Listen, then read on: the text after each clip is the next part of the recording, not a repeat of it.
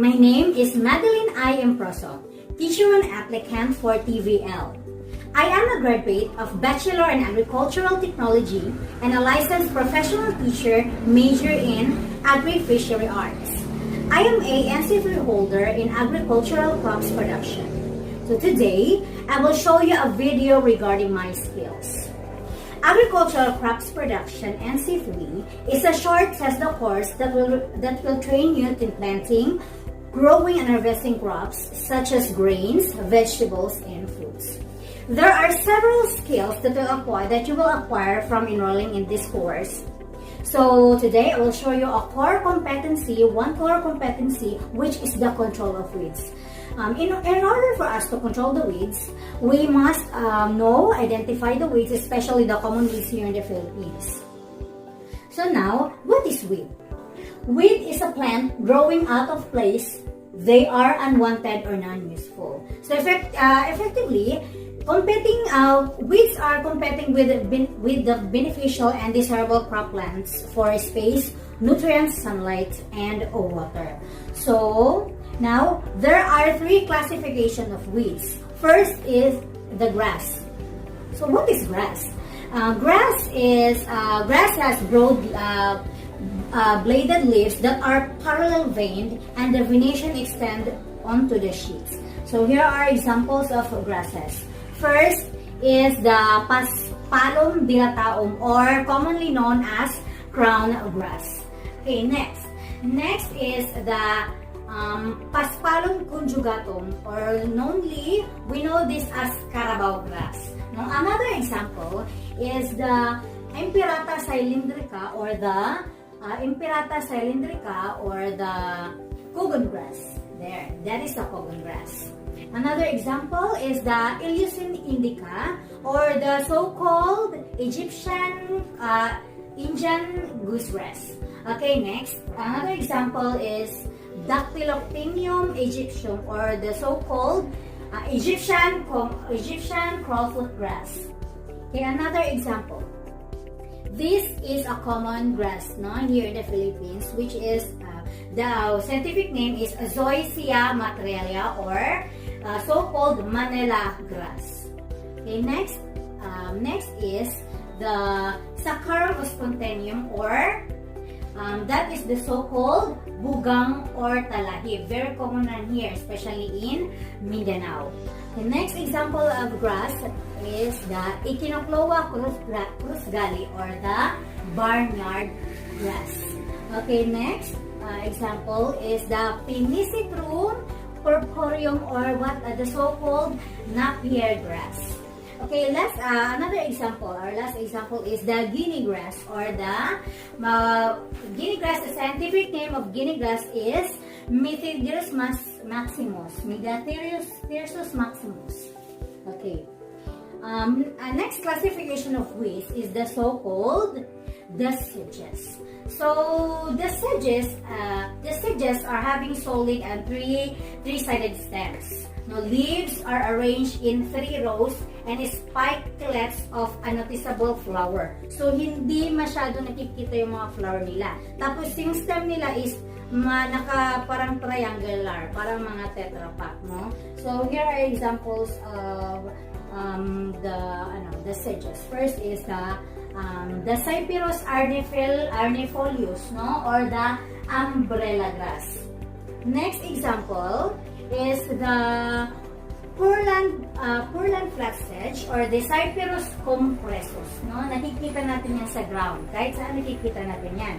Next is the small flower nut sedge, or the Cyperus deformis. Next, another example is the Cyperus exaltatus, or the tall flat sedge, no? Next is the Cyperus iria, or the rice flat sedge. Another example is the Cyperus livigatus, or the smooth flat sedge. Another example is the purple nut sedge, or the scientific name is the Cyperus rotundus. Okay. Next example is the Kailinga verifolia, or the so-called green Kailinga. Green Kailinga. Okay, another example. This example is called the Frimbistilis ovata, or the so-called flat spike sedge. Okay, and lastly, last example is the Frimbistilis miliacea, or the grass-like fimbri.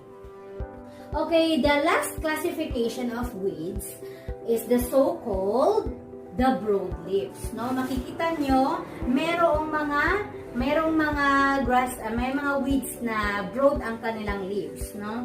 So here are the example. The broadleaves is generally have wider leaves, no, compare sa grasses and sa sedges.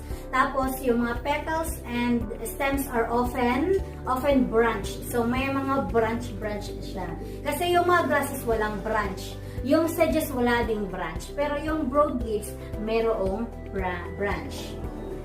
So here are the kinds of broadleaves found here in the Philippines. Okay, first is the hairy betel crest, or the cardamine hirsuta. Next example is the spiny amaranth, or the so-called scientific name is Amaranthus espinosus. Okay, third example is another amaranthus. This amaranthus is Amaranthus viridis, or the slender amaranth. Next example is the Portulaca oleracea, or the so-called porcelain. So, parang kahawig niyo yung mga magic rose na nakikita natin, nasa paligid natin na tinatanim.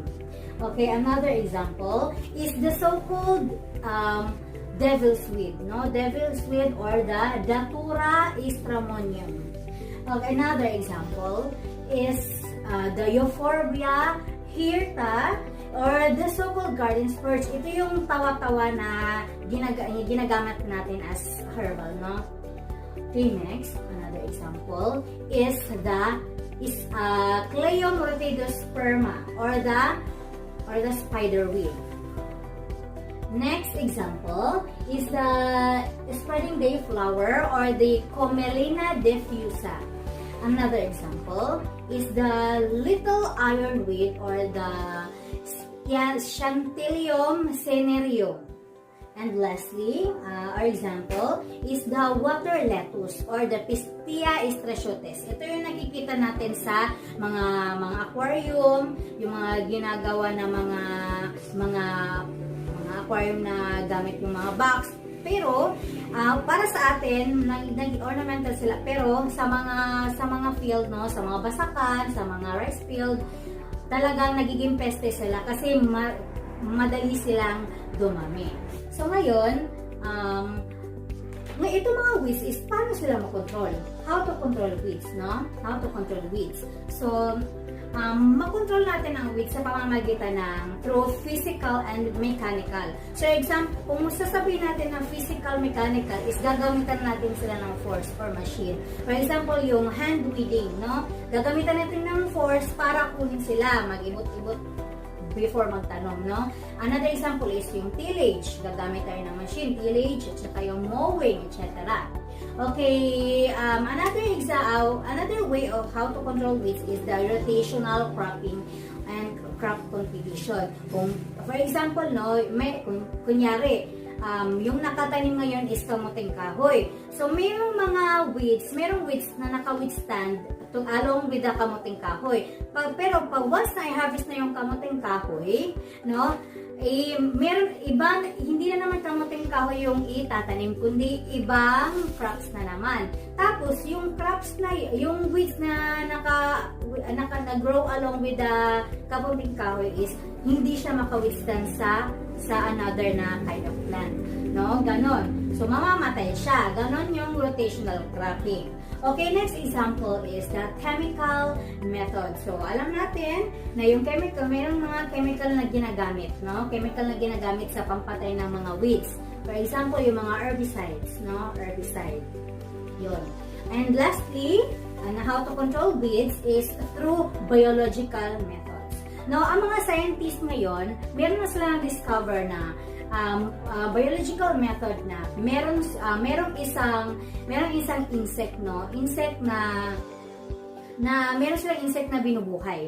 Tapos yung insect naman, doon sila nangingitlog sa isang worm na nagiging peste doon sa isang plant. So yun, pag doon siya nangitlog, mamamatay yung peste. Then another yun yung isang biological method, no? Pero weeds ang pag-uusapan, so ganun din, no? Merong weeds na ibubuhay para mapatay yung ibang weeds na hindi maka-withstand sa weeds na binubuhay ng mga farmers. So ganun yung. So basically yung biological methods is through insect and pathogens. So yun ang ating napag-aralan ngayon is how about sa weeds, common weeds in the Philippines and how to control them. Thank you.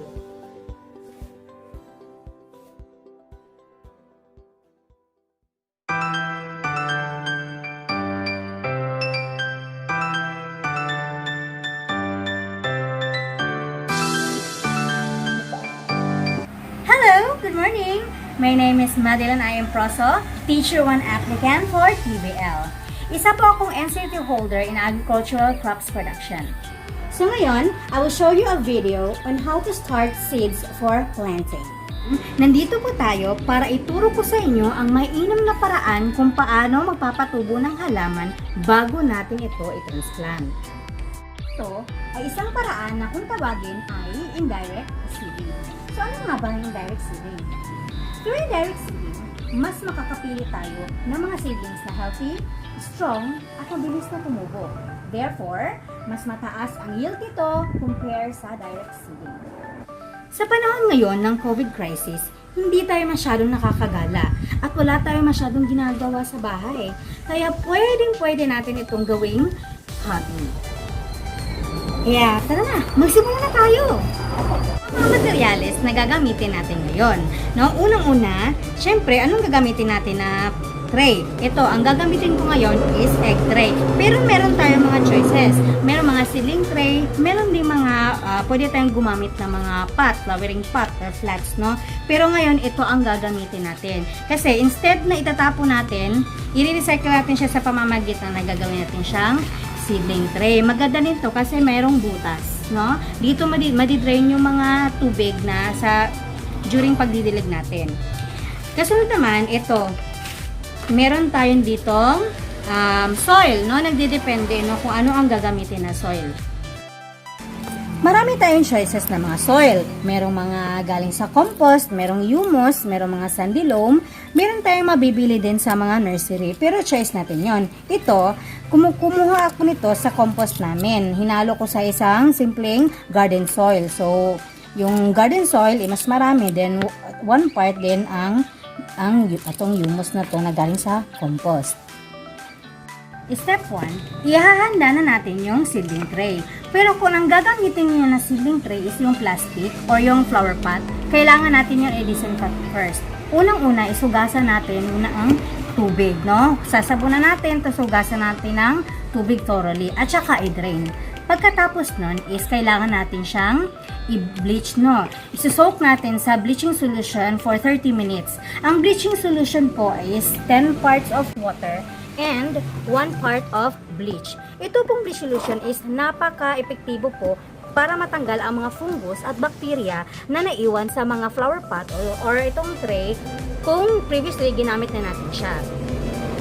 Step 2, ito na ang soil solution. So gaya ng sinabi ko, ang soil solution is pwede tayong bumili sa nursery kung gustuhin natin. Pwede rin tayo na gumawa ng sarili nating soil solution. Kagaya nito, gumawa na ako ng normal na lupa sa garden namin. At saka, hinaluan ko siya ng compost. Galing doon sa compost kit namin. So, magandang klase ito. Mataba, rich in phosphorus po ito. At saka yun, lalagyan na natin ng lupa. Ang lupa na ito ay napakataba kasi galing po ito sa compost pit namin. Yung compost pit po namin, doon namin tinatapon ang mga nalanta namin na mga butas at gulay, pati yung mga waste ng isda.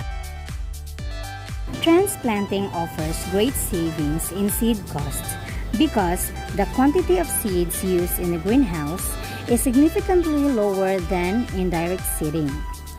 Transplanted crops mature more uniformly and allow for the luxury of a nearly 100% stand. Step na tayo. Ang next step natin is gagawa na tayo ng hole sa pamamagitan ng pwede kamay, no? Pwede ballpen, o anything, pwede stick, no? Ganito.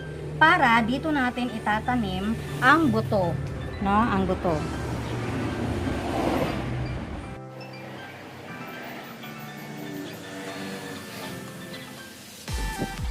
So ngayon, nandito na yung mga buto. So dahan-dahan lang po sa pagtatakip ng lupa. No? Hindi po tayo masyadong gagamit ng force. Okay, pagkatapos na natakpan na ito ng mga lupa, mag-sprinkle tayo na kaunti lamang, kaunting ng tubig.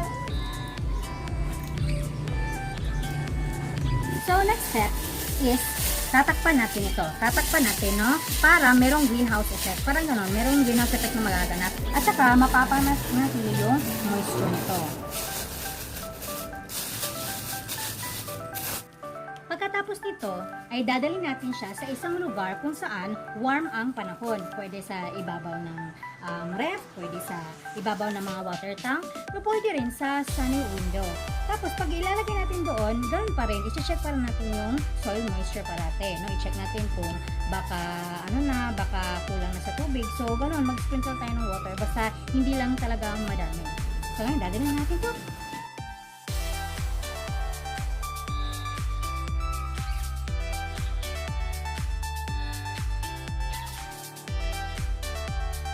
Remove the cover once the seedlings begin to sprout.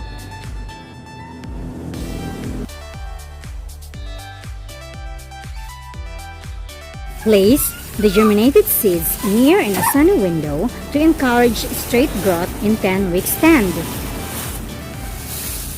Ito na, tumubo na ang ating mga halaman. Kaya ngayon, mag-undergo na tayo ng thinning. Itong thinning is ito yung paraan kung saan pipiliin na natin dito kung saan sa kanila ang healthy at saan naman yung hindi healthy.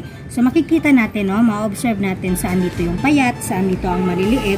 So ang gagawin natin is kukunin natin yung mga maliliit. Pwede nating putulin, no? Pwede din natin silang i-transfer, no? I-transfer sila sa another na naman na tray para kasabay naman sila, sabay sila na tutubo.